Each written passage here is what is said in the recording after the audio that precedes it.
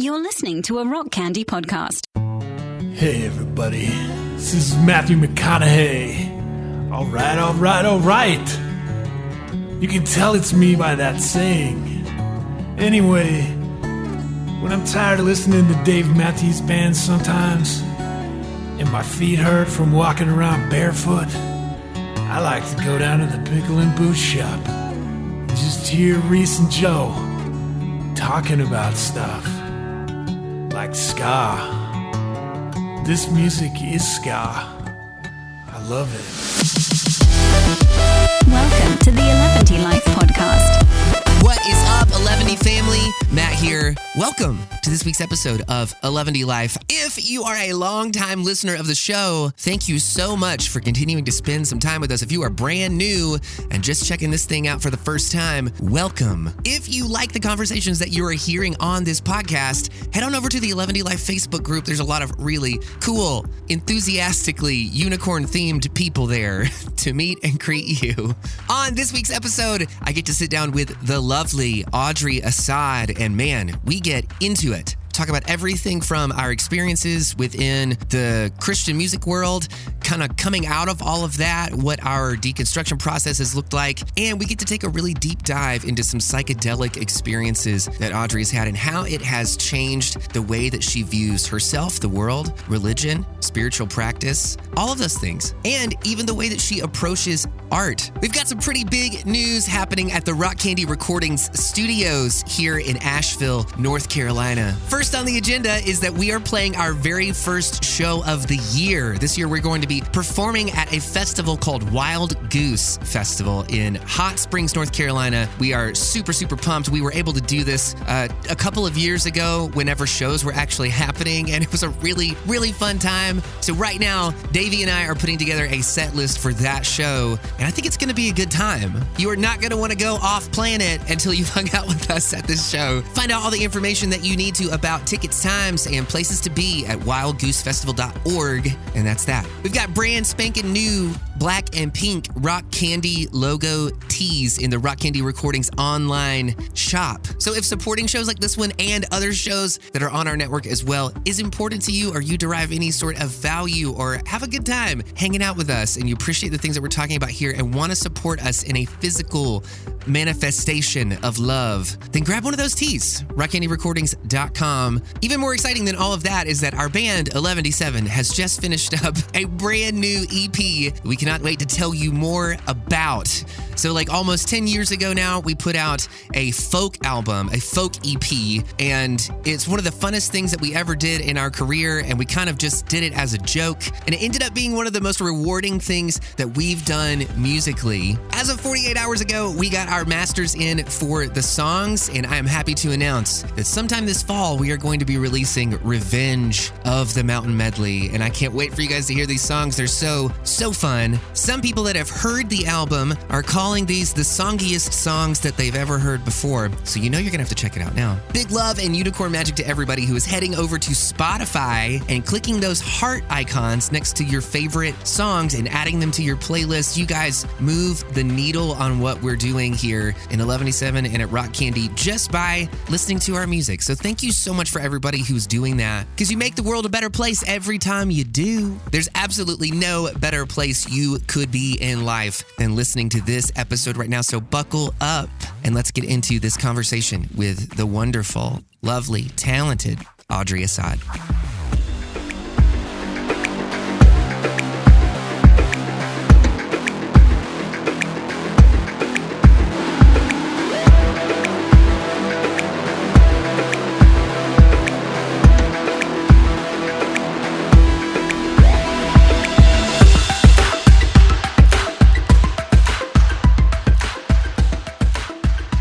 That's wonderful. Well, I'm so glad that we finally got to work this out. Same. Yeah, tell me what your day has looked like up until this point. Well, it's kind of an unusual day, but I woke up early with the kids, which is normal, and then there was a couple friends that came over to look at my barn, which is behind my house, which I'm going to renovate into a studio starting in the spring. But I'm having a couple of women who live nearby, like do their fitness classes there 5 days a week at my house. Oh, that sounds great. Mm-hmm. So they came to look at it, and we went over all the different things they needed. And then I picked up my kids' school uniforms and ran some errands and came here, which is the office room that I currently rent somewhere at someone's house. So cool. Yeah. So now I'm here. So is that like a thing for you? Do you find it really hard to kind of get work done having your own office space like at home, or was that like an intentional decision on your part to kind of get out of that environment? Or yeah, I don't work very well at home, but especially when I have my kids, they really don't. They're pretty young. They're 3 and 7, and they don't really super understand the concept of me being home and not available to them. Right. So it tends to be a struggle for them all day emotionally, and it's a lot easier if I'm just not there for them to enjoy themselves and for me to get things done. So I work at home occasionally if I have to, but even when I'm alone, it's hard for me to merge those two spaces. So I try to keep it separated. Yeah. I totally understand that. I'm really excited about your studio build. Thank you. We've done several of them and helped some friends with theirs. They all end up looking like wildly different. So one of the things that I knew I wanted in our studio here was like, I want to have glitter floors. So I did all of this research on what it was going to take to make glitter floors happen. And, amazing. And everybody loves it when they walk in, but it was so not worth it. The physical toll that it took on my body just to get it all working in the middle of winter. Do you have some special non-negotiables about your build that you would really love to see happen? Nothing like that. The only thing that I think will be an interesting challenge is currently the barn has 2 garage doors, and one of them is like a double wide garage door. Yeah. And the other is a smaller, regular size on the other side of the barn. Yeah. Which I say barn, it looks like a barn on the outside, but it was built by the previous owners of the house to be RV storage. Gotcha. And so it's drywalled and insulated and powered, and it has an upstairs with just a plywood floor. So I'm going to make that into an apartment style space. Yeah. And then the bottom is the concrete floor. I could just polish it, which I'll probably just do that because it's already laid. I'm I don't want to, bother with trying to refloor it. But I want to take the large door off and put a wall up to, if you can envision leaving the top third of it as a giant long window. Yeah. And then having a wall so that I can make that the keys wall. And then on the other garage door, I want to put a translucent dock door in. Okay. So that it lets light into the space. So those are the 2 things that I've thought through the most. I really want to, and I don't know what it will mean to the side of it. If we'll have to do a different finish on the outside because it's a new wall, it won't match the old one unless we paint the whole thing. I'm not really sure what challenges we'll run into there. So that'll probably be the part that I don't know what will happen, but I'm open to different solutions. It's just kind of what I'm hoping. Yeah, of course. I think that's super smart. The one thing that I wish we had done differently in here is that there are no windows. There's nothing, and everything just got drywalled over just to keep sound down because we're in the middle of a neighborhood. And so when you're down here, there's no time. There's no such thing as understanding where you are in the day, which can sometimes be nice during the winter, but during the summer, it's I realize that I start to get pale and ghosty, and you can see my veins and start to become part vampire. But I love natural light. It's kind of, that would be maybe my only non-negotiable. I just can't work well in a space that doesn't have it, even if it's not ideal for sound. It's most of what I do doesn't involve live drums. So it's sort of, or if it does, I have so many friends I can call to go to their house or their space, or do it remotely or whatever, So I sacrifice for sure a little bit of acoustic stuff for the windows. They feel very important to me. Yeah. That's awesome. Well, I have so many different things that I want to talk to you about. It's also a safe place to go off on tangents if you want to do that. So, but I think I'm just going to start cherry picking some stuff. And if there's anything that you're no, I'm not really interested in talking about that, or let's move on. That's totally cool too. So I wanted to talk a little bit about like how that might have changed for you. I know that like it seems like you kind of got your start in like the early aughts kind of era. That was around the time that we were a part of the Christian music scene or club or whatever it was as well. And it kind of like introduced us to a whole lot to like what actual album production was like, what recording contracts looked like, how the Christian music industry looked compared to everything else that was going on in the world. I would love to know your thoughts on kind of just in a very topical, like 1,000-foot view, how you feel like those kinds of things have changed from the early aughts to now. It's something we talk about on the podcast a lot, and I'd love to know your personal experience with that. I love that topic. It is definitely a different world. And I kind of started sensing that as I was navigating the Christian music label world, because I was very interested in album production, from music production, from basically around the time that I signed there. But I had never owned any gear, didn't have a laptop to do it all. I like knew a little bit about GarageBand, and that was about it. You know, I didn't really have any knowledge or skills or gear. And then I would go into these beautiful, amazing live tracking environments, which I'm so privileged to have gotten to experience, like as a label artist, going to House of Blues in Encino and going to Echo Mountain in Asheville, and recording in these amazing rooms with amazing players. Oh, I didn't know you recorded at Echo Mountain. I did my whole second album there. Yeah.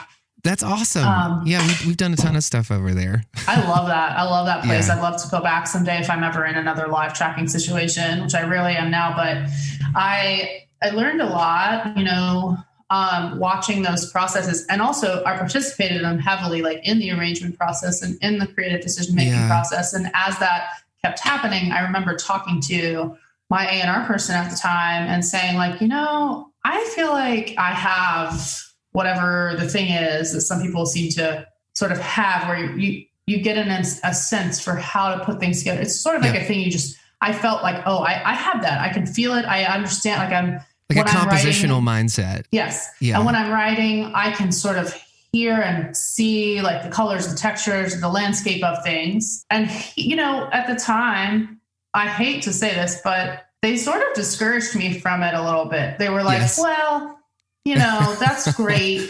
Right. Head pat, like, but does credit really matter to you? I was like, yeah, it really does, actually. It matters to all of you guys. Why shouldn't it matter to me? I know. And I remember that I felt so, there was a season of time where I felt so frustrated creatively in the Christian music space in general, and also in that environment. Yeah.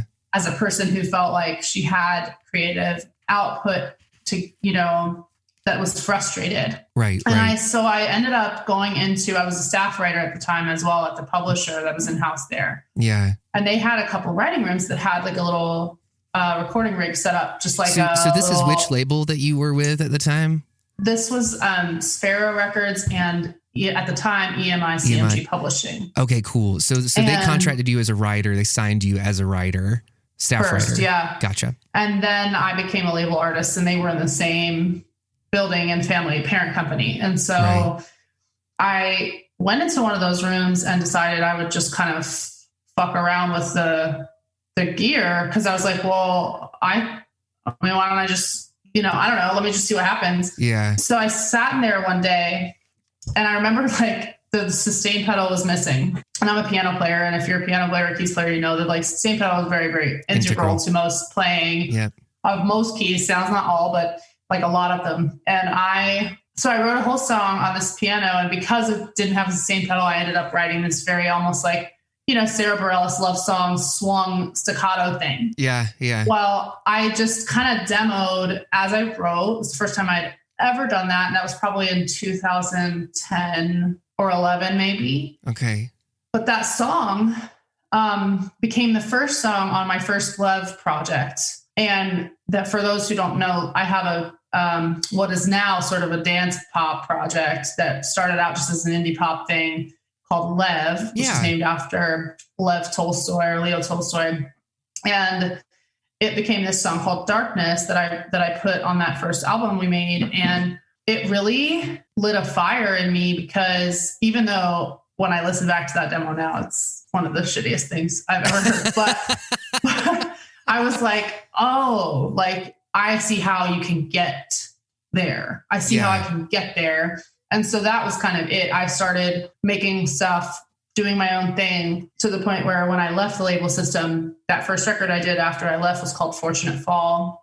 And that wasn't a live tracking environment, but I produced it alone. And I, was shaking in my boots, but it is one of the things I'm proudest of having made musically. Yeah. And I've been either producing or co-producing my stuff ever since. I do love collaborating. So I feel like about every other one, I find a collaborator and sort of work with them, and it grows me and stretches my understanding of things and to see how other people work. And so tell me about this experience that you had with like producers at the very beginning, because we didn't have, well, it was kind of a mixed bag for us. Like half of it was really great, and there was so much that we were learning so fast. It was drinking from a fire hose. Mm-hmm. And the other half of it was very discouraging, is exactly what you're talking about. It was like, hey, I think I might want to do this. I literally had a producer say, well, then you can outproduce me if you want that credit. And I was like, I just want us to be able to go through the process. And because I'm literally sitting here like after hours in the studio, like editing and learning and writing all of this stuff, and you show up for 3 hours out of the day, and you get all this credit. I literally just want credit on one song.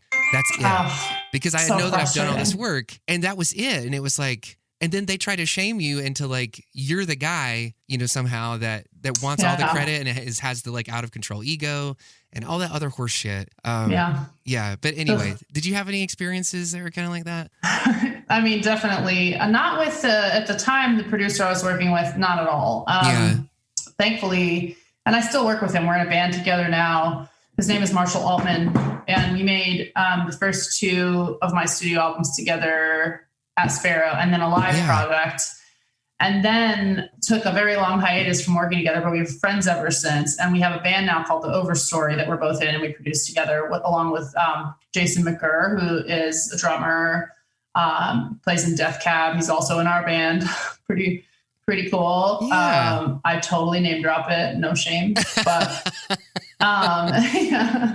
but yeah, we make that music together still. And Marshall was very encouraging of my ability, but I don't think at the time I knew that I wanted to do what he does. And I don't do exactly what he does, because his primary gift is the live tracking environment. And I love how I remember watching him at Echo Mountain and just being astounded, because the real gift of a person producing in that environment is drawing the best out of every player and getting there to be a synergy and a flow between everyone, and sort of facilitating the psychological space, because that's really, the players are more than capable of writing their own parts, helping to arrange the situation, but it's the magic that happens when everyone is sort of on a wavelength together, and a good live tracking producer knows how to navigate their way and feel their way through that. And so Marshall would often like be in the tracking room with all of us conducting. Like he didn't sit behind a booth in another room. He would get in there and be in the room with us and sort of silently be kind of encouraging, signaling, in there, just like listening. It felt so electric to me, and that taught me a lot. And so one thing that I learned from him is that sometimes when I am like tracking drums or bass or something, I try to have us all be together, and I don't like sit in another space. And I learned that from him. And he was always super encouraging of all of my desire to participate. But I think at the same time, the label being involved had a lot to do with how that ended up panning out, It puts everybody in a weird situation. There would be these things where Marshall and I would be in a room all day working post-production or vocal tracking or whatever it might be, arranging. And I didn't know this at the time, but then at the end of the night, after I left, the label would be on the phone to him like, hey, how was today? What, and it's sort of like, I know she said that, but this is what we need. And like, they're the ones with the money. So they sort of have final say on things. Yeah. And I definitely was sort of, and that's just standard and normal. And in their minds, they're not doing anything that's,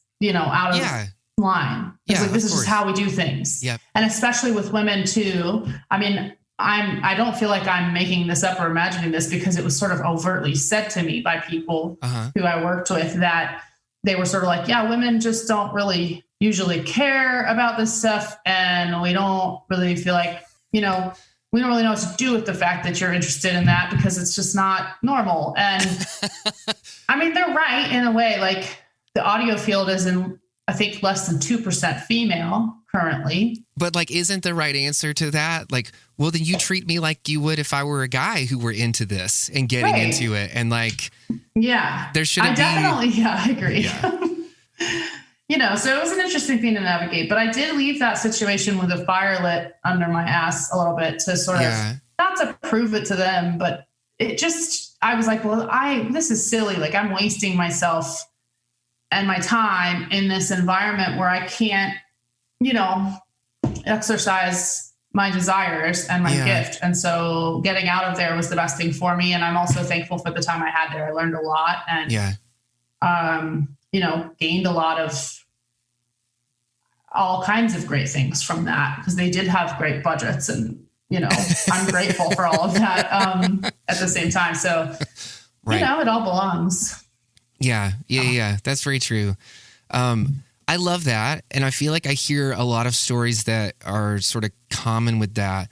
The weird thing was in our experience, we were kind of part of this, class of people that came in, whatever, like the early freshmen or whatever to that sort of scene. Mm-hmm. And there was a definite divide that sort of happened between everybody as we kind of pursued our careers. And like very early on, we were all kind of looking at each other going, well, this is horse shit. And like, what's the best thing that could ever happen to us is like, we end up like a Casting Crowns kind of band and are the biggest thing to, 10,000 people in the universe. And maybe that's it. But then also who wants to sound like them? And like, that's not really what we do. And we were all kind of like struggling with our faith and our beliefs and like all of the weird, like toxic parts of that culture that you just get blasted with every day of the week when you're like immersed in it. And then like, maybe you get like some respite from that to be able to go work on a record. But then when you're working on a record, it's not the same thing as like how we work on records now. We have studios in our homes and we work on things with our friends. And, it was just like, that was a stressful environment too. You're right. There's so many different things to emotionally navigate at the same time that you're like becoming this like person and growing as an artist. And sometimes you're like breaking your pot, as you do it.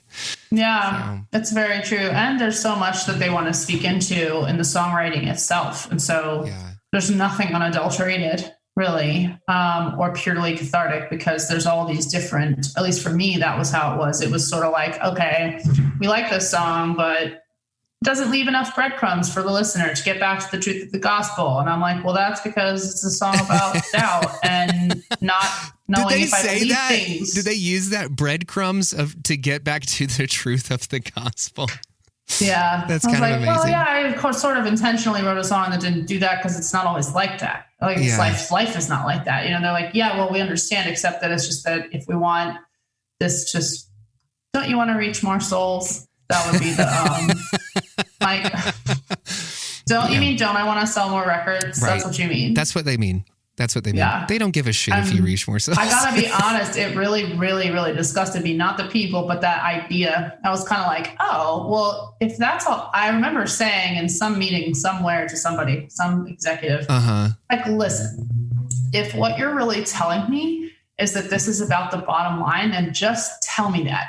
Right. I don't like all this spiritual language you're putting around it because it feels manipulative and I'm not authentic. I'm like, just tell me we need to make more money and I'll figure something out. But like, I don't, because I understand business. I understand what like that concept is. You don't have to frame it in this kind of, spiritual touchy-feely language from me. Yeah. It really frustrated me, but that was the culture. It wasn't necessarily the intent of the people having that conversation with me to do that, but I think that was just the culture of the company and of the industry at that time. At least I think things are changing quite a bit because people are changing quite a bit. And so culture is also evolving, but I mean, to some extent, I'm sure that those things are still there and I wouldn't know, I'm not in that world anymore at all. Yeah. We're not really in that world anymore either. And I'm sure that we could I'm sure that you and I could probably sit down and talk about these weird fucked up stories of our experiences with all of that stuff ad nauseum. Yeah, probably. But A friend of mine actually like turned me on to the stuff that you had done. And sort of like what I can't remember if she had like read an article or something that you had written somewhere. And she was like, you need to get her on the 11D Life podcast. And so that's why I started reaching out to you, because I did like a little bit of research and I was like, oh, okay, this is interesting. This is something that we talk about an awful lot on the podcast is sort of this whole deconstruction and how for so much, like I'm actually almost willing to say the majority of like our generation that came through that Protestant evangelical network of whatever the fuck it was, most of us are leaving it. Or have left it or don't want anything to do with it anymore. I really love hearing people's experiences because it feels cathartic for me to not feel like I was the crazy one, you know, like growing up in it and like just looking around wondering like what the hell is actually happening here. And like none of this really adds up and it doesn't make sense. And there's this culture of like shame. But I would love to know these sort of moments for you, if you can point to some, maybe like some of your dark night of the soul moments where you kind of like the veil is lifted and you're like, I can't unsee anymore. I can't unsee and it makes life really hard now. And I've got to figure out a way to pivot. Oh, I remember those feelings and thoughts so well. I mean, it was so weird going through that as a public professional Christian, essentially too, sort of realizing that I had this, not that I felt necessarily a sense of obligation to people to stay the same, but people expected me to stay the same though, you know, and I was like, ooh, that's a real weight.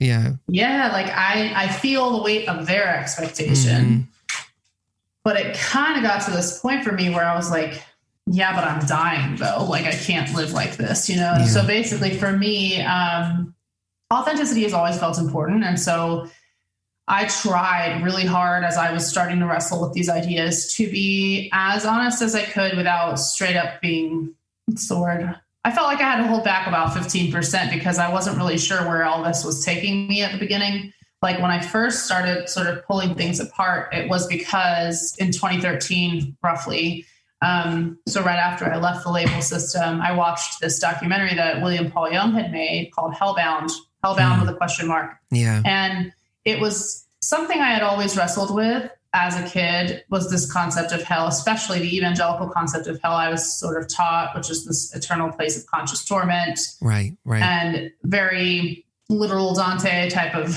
vibe, you know, and I had always wrestled with it, but I always fought like really strongly to uphold it in my own mind because I was so scared of it. And so I told other people as a child all the time about it because I felt like I remember looking around at my fellow, you know, evangelical Christian kid friends thinking like, how are we not out there telling everyone about this all the time? This is the worst thing that I can imagine. And people are heading there. And it's like, we're just out here watching. Trying not to jerk off.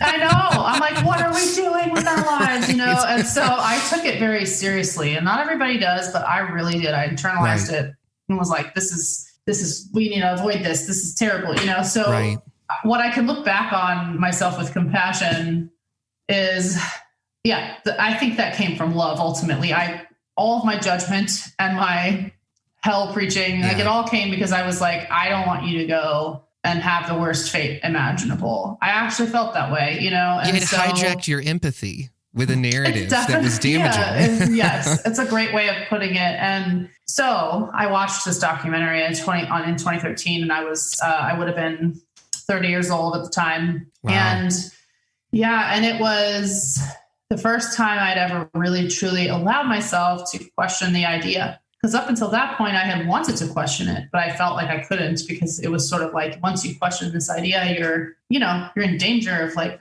relativism and all these scary bogeymen that I had been taught to fear so much.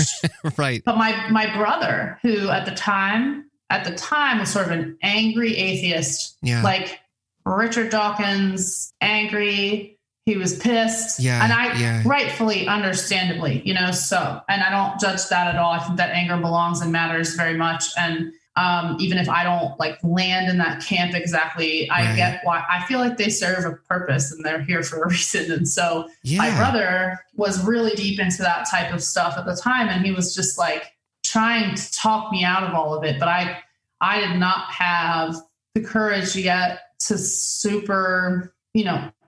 to jump that far into the ideas that he was in. But he said, hey, well, at least watch this.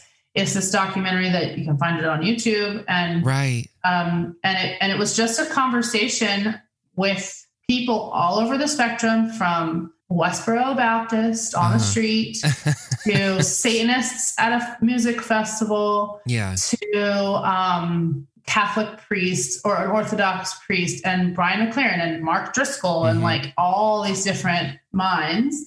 And all it was an interview with all these people asking them what they believe about hell.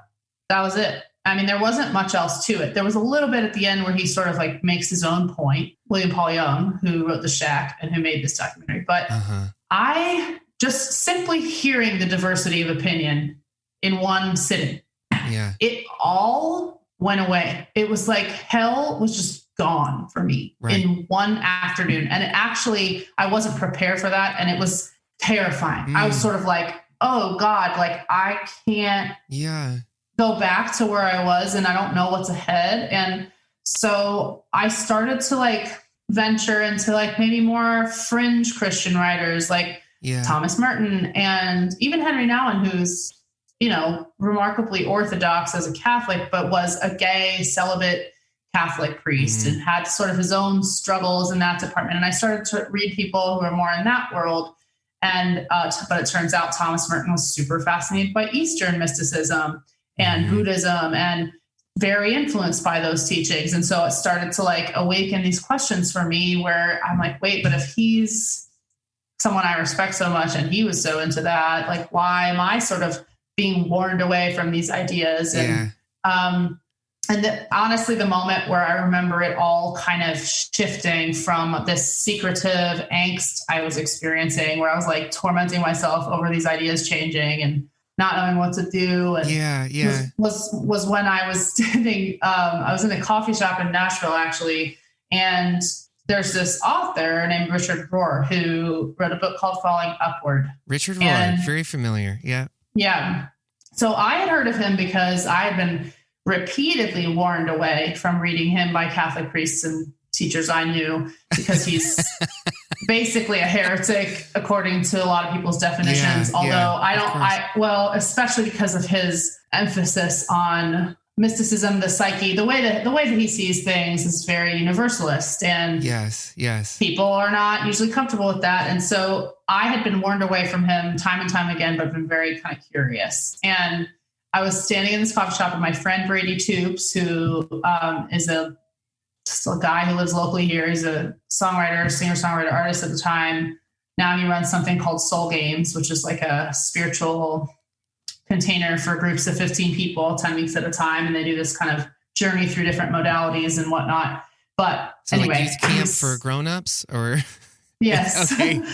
And basically, and he was sitting there reading Falling Upward at this coffee shop. And I walked up to him and I said, what are you reading? And he showed me, and I was like, he said, have you ever read this? And I was like, oh, I can't read that. And it was just the way he looked at me. He went like, he tipped his head and like frowned and looked at me like really puzzled. And he goes, you can't read that? And it was like, I heard myself talking. Oh my God. He reflected you back to you. Yeah. I was like, oh my God, I can't, what do I mean? I can't read it. Like, what am I saying? It was just, it really hit me that I had been living in fear of this like arbitrary standard that other people were holding. Yes. For me and them. And so I was like, God damn it, I'm reading this book, like part of my friends. But I was like, so I got the audiobook and I listened to it, and it completely shifted the experience for me from this torment or it started to shift it from this place of torment to a place of going, oh, this is a natural process that many of us undergo at various phases in our lives. And it's just what's supposed to happen. I'm not doing anything untoward or strange by questioning everything I've ever been taught, because that's what you're supposed to do when you grew up in a system like this. That's what's going to happen. It's inevitable. It's natural. Just go with it and see what happens. And that was kind of where I started to allow myself to really be a little more free. But then there was this whole journey after that around my job, because I was still traveling, still playing at churches, going through all this deconstruction in my own private life and feeling like I was being really deceitful by not sharing about it or telling people this. But I also thought, well, what if I get to the end of this process and I just end up becoming like a liberal Christian again? What if I was wrong? Yeah, I don't know. Like, I don't know where I'm heading. I don't know if I'm going to be an atheist. But then I kind of did go through this journey where I had to cancel like a whole tour in 2016 because I was having all these symptoms come up that were later diagnosed as PTSD. And part of it was all happening mainly around every time I would walk into a church building, I was having panic attacks. And so I was like, well, I can't do my job. I don't know what to do, you know? And so then I got into trauma therapy and started unraveling all the spiritual abuse of my childhood, of which there was plenty by well-meaning people, but nonetheless, like spiritual abuse. And so I started to unravel that. And as I did healing work around that, it became obvious to me over time that I was never going to be back where I was. And so this past year, COVID happened, and I had been like pretty upfront about some of that evolution prior to COVID. But then when COVID happened and all my tours got canceled along with everyone else's, I thought this might be the moment where I truly transition my career away from the church and into whatever is next. And so I just started like throwing truth grenades out there about all of the things that have changed. And, you know, I've lost a lot of followers, but honestly, what's wild is that my streaming is bigger than it's ever been. And I think it's because there are people out there who are just like myself, who have gone through this shift like you have. And so many of us have, and they might not be in identical places right now, but there's this shared understanding that evolution is a good thing. Yes. And so it has turned out so far to be all right in the end. But I think 10 years ago, it might have been different. But currently, I feel like this conversation, although some people still, you know, believe deconstruction is like the devil's work and all that, there are a lot more people who are at least curious and open-minded about hearing about it. And so I feel really grateful for that. I don't know if this resonates with you or not, but during our time in the Christian music industry, I feel like there were definitely times where we're all kind of looking at each other or our friends and we're kind of giving each other litmus tests, you know, even with fans sometimes, where it's kind of like, this is all pretty fucked up, right? Like, you know, this is all kind of silly. Like, we all can acknowledge at least like the silliness or like the weirdness of all of this. And eventually it just like that, I feel like I've had to learn how to be kinder to myself, because as I've come out of all of that, I kind of feel like I wish that I had quit like kicking the hornet's nest and just shoved my face right into it. And that I had like taken the time to sit down and really explore those feelings, understand what was happening, develop a vocabulary or a vernacular for being able to express that. And then being able to do that and use that platform in such a way as to actually do something that would have been more fearless than the kind of what we did. Because I just feel like we sort of just like slowly like slid out of all of it. And it was like a very natural thing that happened. But yeah, I like looking back on it now, I just kind of feel like there really wasn't a ton of stuff that we could have done that would have really had awful consequences, you know, any worse than what, like at the end of the day, nobody wanted to work with us anyway, because we were too much of a wild card. So we just ended up like burning bridges, like in conversations. Like I remember this like super weird sort of heated conversation that I ended up having with Toby Mac one day, because we were like using his studio for something. He was like wanting to sign our band and wanting to essentially like sign us for all of these songs that we had written. And then we like come out of the studio and he shows up, comes in, sees what we're working on. He's like, you know, this is pretty cool, man. Like, let's take it outside, talk about what's happening here. It's kind of dumb. We end up like going outside. He was like, we had literally just written this like goofy ass, ridiculous song. And we just wanted it to be what it was. And he like sits down and starts having this really serious conversation with us about how he wants to offer us like a publishing contract and a deal to do all of this stuff with, but he wants us to somehow change the lyrics of this song exactly what you were talking about in that writing session. And this is one of the first time that we had like come across this kind of situation where he was like, just if we can make it to where it's like, yeah, everything's kind of crazy when you're a teenager, but God makes everything all right. And I was like, have you never been a teenager before? Yeah. Because that's not true. No, like, not. By any stretch of the imagination. Like, Newsflash. Yes. Yeah, totally. So why would we like turn this like joke song into actual horse shit? That you can make money off of it. And of course, like we were, that was the end of our any sort of potential relationship we could have had with him and his crew. Yes, I hear you. Oh my gosh. Yeah, it was just kind of crazy where it's like, does nobody here remember what it's like to be a kid? Like, everybody's talking about youth culture as if they somehow know what's best for it, but none of them are living through it. And like their religious practices have kind of like created this weird veil between them where it's like they expect teenagers to have this same worldview that they have about things, but they're living in an entirely different world. And so, it's just, you went through all of it. I do. Yeah. I do. It's really interesting how you start seeing an industry develop around these shared beliefs and not around like the experience of music. Yes. I mean, that was part of it, right? Like I get it. People want to go to an event and feel a certain thing.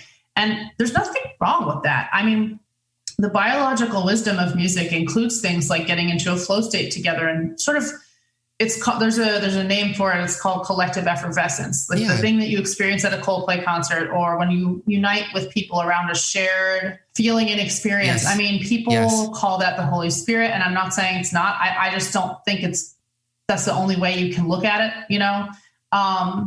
but the shared beliefs part, the ideology part, where it's sort of like, if the song doesn't uphold these concepts, then it's dangerous. Yes. And that is like mind control shit. It's not, I think I didn't pick up on it for so long, in part because I was taught to think that way, but it just didn't, it was like a frog in boiling water situation. Cause I fell into Christian music by accident. I didn't really know if that's what I wanted to do necessarily specifically. At the time when I signed my deal, I had been playing in all kinds of places for quite some time and was kind of open-minded to different career directions.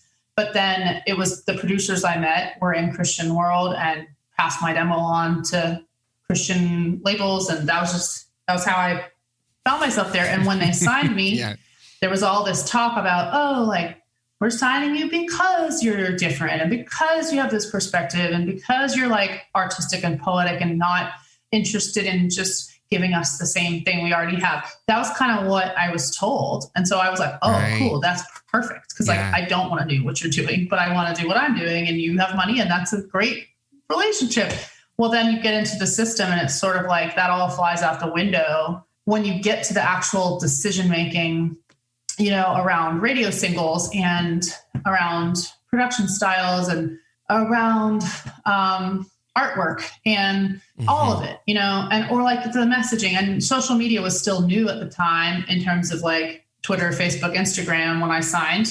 Yeah. But when I started engaging with those things publicly, there was definitely conversation had at the label about how it was like, you need to tone it the fuck down. Yeah. Like they said, like, you're at an 11. We need you to dial it back to like a 5.5, 6. Like, you are a product. way too opinionated. Yeah. And you cannot they were basically like, I was told to my face by an executive at the company that he was like, I've dropped many women for being far less opinionated than you are. And I remember looking at him and I was like, oh my God. You're just telling me you're sexist. You're not even making me infer. Like, you're just telling me. It's kind of amazing. Like, I was sort of like, I'm impressed. Like, you're just straight up like, I don't care. Yeah, that's what this is. The and balls I'm telling you on right this now. guy. Oh my God. So the culture of it was so oppressive and oppressive to free thinking. And like, a lot of cultures are. It's not just that, there's parts of social justice world that I have experienced that in as well. Sort of like critical thinking isn't really something you're encouraged to do, in the sense that if you have, resistance or objection to an idea, you're not necessarily encouraged to explore that. And that's just humanity. That's what we do in tribes and groups, is go like, no, this is the shared belief. This is the identity of this group. Like, this is what we're doing. Yep. And if you're not on board, then jump ship, And I'm just like, I just don't want to live that way. I'm not a robot. I don't want to be a robot. I want to be a conscious, I'm having an experience. I am God witnessing God. And yes. I want to do that and be that and breathe through that. And that's all I'm interested in anymore. So it's kind of, once I got to a place where I wasn't ready to do that anymore, I play that game, it became pretty simple. And so this year, as I've done a lot of deconstructing, and I don't feel like I'm in that phase right now. I'm in this kind of floating in the ocean phase, which is not necessarily permanent, but it's beautiful, and I'm enjoying it. Audrey, just float. Just let yourself float. Yeah, it's so beautiful. And so as I've sort of let go of this people-pleasing thing I have, and that I was taught to have, as most Christians were in evangelical fundamentalist backgrounds. Because it's sort of like we're beholden to all these people and this system and the group. And as I've let that go, I mean, I feel like the word liberating is an understatement. It's sort of like, it's total freedom. Yeah.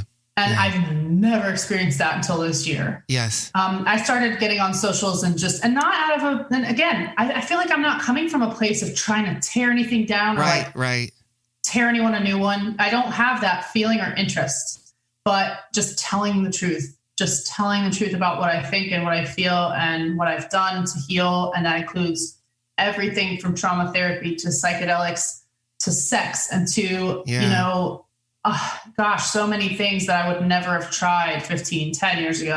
Yeah. I would have been shocked if I had read about my posts now, and people do get angry and so scared. And I feel like, you know what? It's a gift to you, because me disillusioning them or disabusing them of any notion that I am this person that they thought I was, is a gift to them, because none of that needs to be there. It's like totally unnecessary. And it doesn't serve our higher selves. So it kind of feels like holy work to me, if to use a very Christian term, to disabuse people of those notions of me. It just feels so good. I'm like, it feels good to be free of that. Yes. Not think about it. Yeah, you're like figuring out how to just be a mirror, that you don't have to engage with everybody's ideas or concepts about you. It's the crazy thing is like even being a part of that world, playing these shows and churches and festivals and all this other stuff. Like you're right. There's that expectation where it's like, it's not just people meeting you on the same level as like, here's a person. I really like the music that they make. I'm going to go watch them play. It's it's like them projecting all of their like religious beliefs and religious ideologies and what they think that like Christianity should look like, or that you have something somehow that they don't, or that you are somehow more blessed and you're the representative in the world. Right. For them. Like we somehow like intercede, to God on the little people's behalf. It was so fucking dumb. It was so ridiculous. No, I know. It's so oppressive to them and to you. Yes. Sort of like, dude, we're all oppressing each other here. Exactly. Why don't we just stop? Why don't we just stop? And, the thing that I do love about Jesus, because I still really value the teachings of Jesus in such a different way than I did, but they're really important to me. And, he talks a lot in metaphor and in parable and in story form about these concepts that now, under the sort of influence of, I'll admit, under the influence of a lot of Eastern teaching, yes. I'm understanding it very differently, but on a level that has actually really healed and guided me in certain ways. Even though I don't currently practice any particular religion, but I'm very influenced by Zen Buddhism and the Tao and Hinduism, all of them really. And I have sort of come to see like how this concept that he would always talk about of like people who do not have ears to hear or eyes to see, it's not something you can force. It's we all come to things in our own time and on our own terms. And that is probably the most liberating thing I ever found in the teachings of Jesus during this process was like, I don't have to preach something to people that they need to get in my time or on my terms at all. Like, I'm just going to let go of that job entirely. Like, yes. I'll tell the truth, but only because it's authentic and aligned for me, not because I'm trying to bring people with me or right. There's get no them to sense change. There's no sense in bulldozing the crowd closer to the cliff. No. Everybody's walking there anyway. Yeah, I feel like, you know what? I was there until I wasn't there. And there was no way that anyone could talk me out of anything. It wasn't until everything, whatever you want to say it was, like the planets or circumstance, I don't know, the spirit, whatever all these things are, whatever God is, whatever fate is, but it all had to come to a certain place before I was ready. And that's the same for every person. And there are many people who will die without reaching that place. And that's okay. You're like, at the end of the day, I accept it. And I'm kind of like, I believe they were here for a reason. I may never know the reason. I don't need to know. It's their own life. And I let go of them. And I think I had not been able to let go of my fans in the sense that I felt this like responsibility to care for them and sort of shepherd them through my transition. And then I was like, it was like one day I woke up and was like, oh, that's just codependency and people pleasing. That's never been my job. I always want to be loving and caring, but that sometimes means letting go of people and knowing that they will not follow you around anymore or like not. And God, what a good thing for my ego for them to leave. I'm so happy for you. This means nothing coming from me, Audrey, but for whatever reason, there's like, whenever you said that, I just had this like, I don't know, sense of pride or light or something. That. Just that you are in this place where you can say those things, where you can like call that weird relationship between like fan and artist as like the codependent thing. Yeah. And there's like a freedom in that, like that lets everybody off the hook.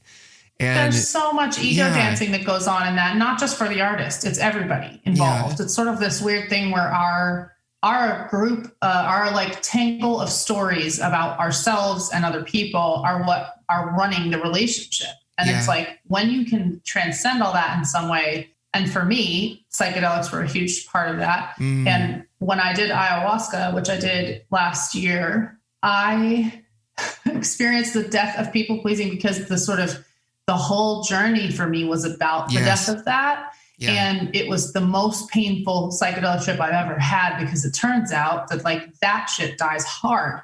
It is so deep in our psyche to do things, to be approved of and loved by other people. Zoom out of that like for a second, because I'm so interested in this. Like, when you describe that as being a really painful experience, like we all know what that's like to experience like emotional pain, to all of a sudden like get a really clear picture of like, oh, this pain that I have is coming from my clinging to this thing because I don't know what I am without it. When you're going through these kinds of experiences, like walk people through to the best of your ability, because I know it's kind of like telling people about a dream you had. Like, it's not the same if you weren't there.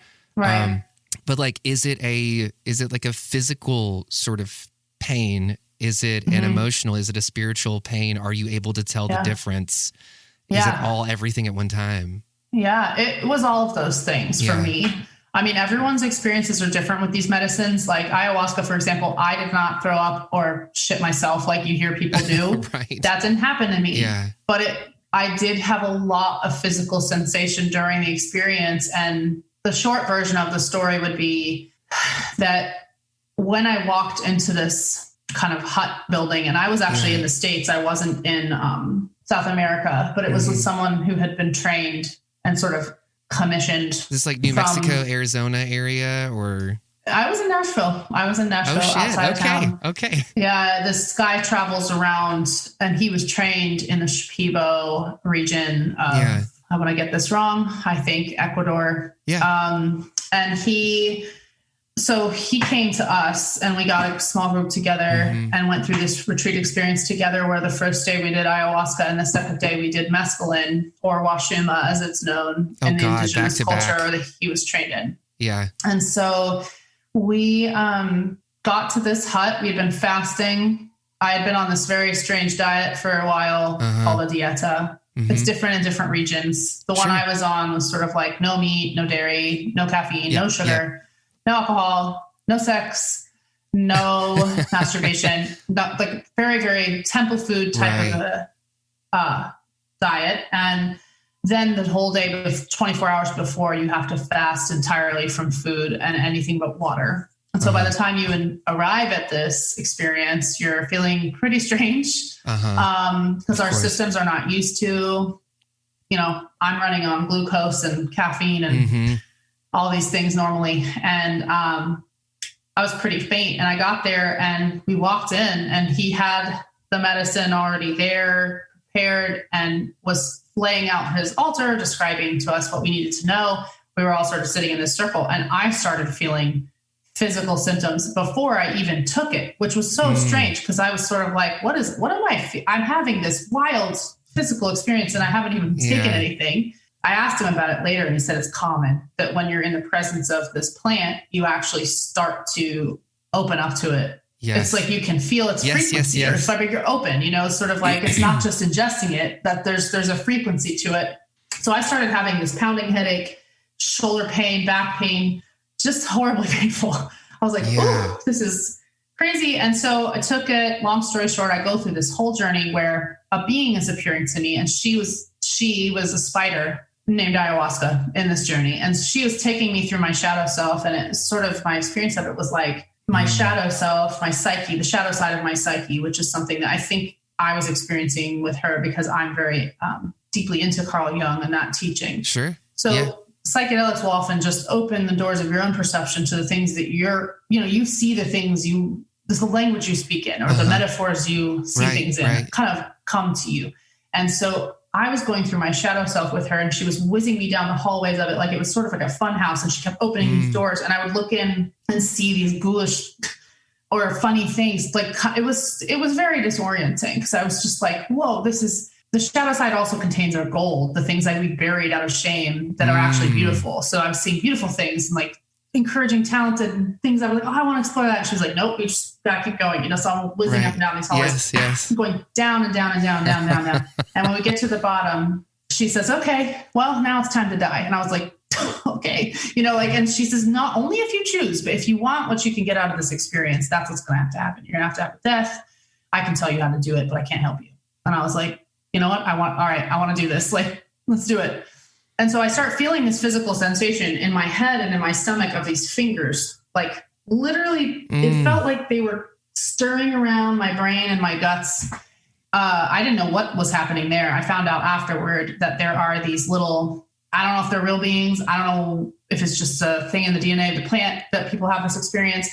They're called Dr. Cetos, little doctors, and they look like little claws, and they get in there and they rewire, like just psychedelics rewire your brain. Well, I had a physical experience of that on this journey. And as I'm feeling those feelings, she's going, okay, the first thing you're going to die to is meaning and meaning something to me. And to her, she was personifying God. And it was the liberation, because God was saying to me, even you worrying about what you mean to me is a prison for you. Yes. Oh my God. My worth is in God. Well, it's like, that's a jail, because you're still looking outward. You're still looking externally to some other force to it's say, still important to you to have a meaning. Yeah. And so I was like, but I want to mean something to you. And she said, but you don't, and you never will. I was like, so she's like, if you're ready to descend between that, but beneath that to the next death, hold your breath and like die. And so I would hold my breath in real life until I felt like I was going to physically die. And I remember my body felt like it was squashing flatter and flatter beneath the weight of this dying I was going through. And she was like, the next thing you're going to die to is mattering to me. You don't matter to me, and you never will. And I was like, this is not what I want out of this. What I was like, I don't like this feeling. Wow. What is that going to mean if I actually let myself believe this, But slowly I would hold my breath and die the next death. And then the last one we got to. Are you feeling this? Are you feeling this experience? Physically, like you're holding your breath, and you're like, it feels like you would in actual life if you tried to hold your breath. Exactly. And I was feeling like I was dying, like losing all sense of place. And then like the feeling of like lack of oxygen, because I was actually holding my breath for long periods of time. And the last one was approval, or then it was love, and then it was approval. She said, I don't love you, and I'll never love you. And then the last one was, I don't approve of you, and I will never approve of you. And that was the hardest one. Believe it or not, I was like, what? All I want is for you to tell me I'm doing a good job. Didn't I die right? That can't be right. Like, are you serious? You know? Yeah. And it took me so many attempts on that one. Yeah. I tried and tried over and over to hold my breath long enough to die to that one. And it was so hard. And I just would take a breath and revive myself, but I wasn't comfortable. I was still squashed and flat and like compressed, but I couldn't get beneath it. And she kept saying, if you want to try again, if you choose, you can. I'm not even going to tell you should, because this is up to you, you know? And I was like, I don't like this. I don't like you. And she's like, I don't care. You know, it's just the most insane thing. So eventually I finally gather up all my nerve and hold my breath for what feels like, I don't know how long it really was, but it felt like 5 minutes. And I just eventually, right when I was about to black out, I busted through the door of this experience into what I can only describe as the most, I guess, pure essence of love I've ever felt. And there was about 4 hours or 6 hours of that part of the experience. It was 2, 3, 4 hours of the hard part, and then maybe 4 to 6 hours of the great part where I sort of had left behind this need I have for others to approve of me, to love me, to matter. I had died to it on a level, at least that I hadn't at that point. Yes. And everything it's so hard to describe. Like you said, it's you can't really communicate some of this. It's pretty ineffable. Yeah. But one thing I can say is I remember looking around the room at other people for the first time and being able to, because I couldn't even perceive of other people during the first phase of this journey. Sure. And the spider was still there, and she was with us. And it was I had reached this point where she didn't matter to me, but because she didn't matter to me, meaning I didn't look at her as someone better than me or more beautiful or more transcendent, because of that, we were able to freely exchange love. And so she was still there, and she was, it's so strange, but the room was an actual bowl. It was a bowl shaped room. Yeah. It's beautiful. The sound travels around it. Yeah. Like a singing bowl. And she was dancing all over the ceiling, holding wind chimes. And she was just scattering the sound over everyone with this affection. And it was sort of welcome to freedom. Because you don't care if you matter to me, now you know what it means to be in pure, free love. It's it never had been so clear to me. And then I started seeing all these animals, there was condors in there. And I didn't know any of this until afterwards, but spiders and condors and serpents and all these animals I was seeing are traditionally associated with ayahuasca in those traditions, in those indigenous cultures. Right. I had no idea. It was they were in the DNA of the plant. For me to have that experience. And so the condors were there to clean up all the puke and the shit. I'll never forget. This is the last thing I'll share about it because there's so much I could say, but one of the girls was throwing up a lot. Yeah. And a lot of times that's part of the emotional purge. Right. And she kept, hurling. And then I would hear her croaking out, thank you, after everyone, because the condors were all over her and they were cleaning it up and turning it into food for the earth and for her. And condors are a vulture. Yeah. And so we look at vultures and we think they are so terrifying and so nasty, but I developed a love for them after that experience because they do really eat the things that no one else will. And they turn it back into earth, and I don't know what could be more God than that. And I remember someone saying to her every time she threw up, you're getting well, you're not getting sick, you're getting well. Right. And that, it just changed my whole life, that experience, to know that sometimes the most painful, difficult, trying experiences we go through are us getting well and not sick. Yeah. And not that God is causing that out of what I used to believe was God caused or allowed these things out of some plan he had, this male God of my imagination. It's well, yes, you must suffer in order to know love. And that's how I'm purifying you and I'm cleansing you because you need to be more holy and you need to be more sacred and you need to be more well, I feel like there's some kernels of truth in that, but I think what I realized was my vision of an external God who needed me to be something or some way was an invention of my imagination. Yeah. Handed to me by others, but still a figment of imagination that I was ready to let go of, that God wanted to change me. And that changed my whole life. And I will always, always, always look back on that experience with gratitude, I think, for that reason. And I mean, I still have to do the work every day. Like, psychedelic experiences are not a magic bullet? Yeah. Silver bullet? I can't remember. They don't cure everything, and you have to integrate them. You have to do the daily work of embodying those lessons, or they don't really take. They're not magical in that way. But they can wake you up, but you still have to like make your what bed. lies beyond that. Yeah. And I hold it in front of my mind's eye all the time when I'm struggling through a moment where I'm tempted to sort of bow or cow to someone. I remember what she said and what I felt after I accepted it, and it changes how I handle things. I love that. Thank you so much for sharing that story. Yeah, you're very I know welcome. that a lot of times people can be like a little bit weird about sharing that kind of stuff. I love to. Yeah, I'm so grateful for your ability to sort of express, like those experiences that you had. Yeah, I'm not entirely sure why the conversation around psychedelics feels a little bit more muted. I feel like the volume's turning up on it a lot more. Definitely is. In culture. The other thing too is like my experience with psychedelics has been like very much that same way where I feel like it's kind of brought me to this place where, when you're involved in those conversations of like, well, are you a Christian or are you not? Or do you believe these things? Do you not believe this? All of that feels like a false binary to me. It's like whatever I am is what I am, regardless of what we all decide to call it. And so all of these conversations about let's put a label on it, that's otherness. That's ego needing to feel separate, needing to feel important, needing to understand its place, and needing to like manipulate its place when we really could just all be here together. I don't know if any of that resonates with you at all.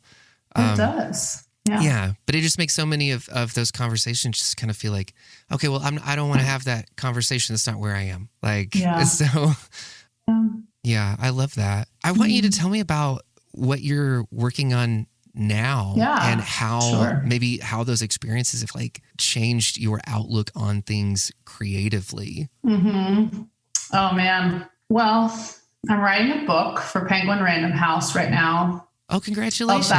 Thank you.